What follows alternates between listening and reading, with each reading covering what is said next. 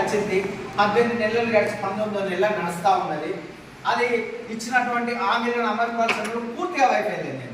అతి తక్కువ సమయంలో కాంగ్రెస్ పార్టీ మీద వ్యతిరేకత ఉంది. అది ఏదేమైనా మనం దాంతో కాంగ్రెస్ పార్టీతో పోతే మనల్ని కూడా మునిగేటువంటి కాలు పట్టుకొని మనం పోయినట్టయితే, కాబట్టి మనం ఆ పార్టీలతోని పొత్తులతోని సంబంధం లేకుండానే మన మండలంలో మనం ఎన్నికల బరిలోకి మనం సన్నద్ధం కావాలి. మనం సన్నద్ధం కావాలంటే మన వ్యూహరచన ఇక్కడి నుంచే మొదలు కావాలి. సంతోషం, అందరూ మీ అభిప్రాయాలు తెలియజేసిండ్రు. ఏదేమైనా మీరందరూ యూనిట్గా ఒకటే మాట అందరి నోటి నుంచి వచ్చింది.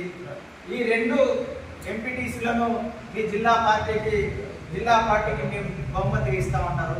సంతోషం. అదేవిధంగా 2 ఎంపీటీసీలతో పాటు 4 సర్పంచులను కూడా మీరు మాకు అందిస్తారని నేను ఆశాభావం వ్యక్తం చేస్తూ ఉన్నాను. తప్పకుండా మీరంతా కరుడు కట్టిన కమ్యూనిస్టులు, మనందరం కలిస్తే మనం ఈరోజు ముందడుగేసి మనం గ్రామాలలోకి వెళ్ళి అన్ని విషయాలు ప్రజలకు వివరించుకుంటూ పోతే అది అసాధ్యమైన పని కాదు. మీరంతా యూనిటీగా కలిసికట్టుగా మనం అందరం పోదాం, మనం అన్ని వివరిద్దాం. మనం ఈ ప్రాంతంలో ఎర్ర జెండాను ఎగిరేసుకుందాం. దానికి కావలసినటువంటి జిల్లా పార్టీ నుంచి కావలసిన పూర్తి సహాయ సహకారాలు తప్పకుండా మీరు ఎప్పుడు పిలిచినా అందుబాటులో ఉంది.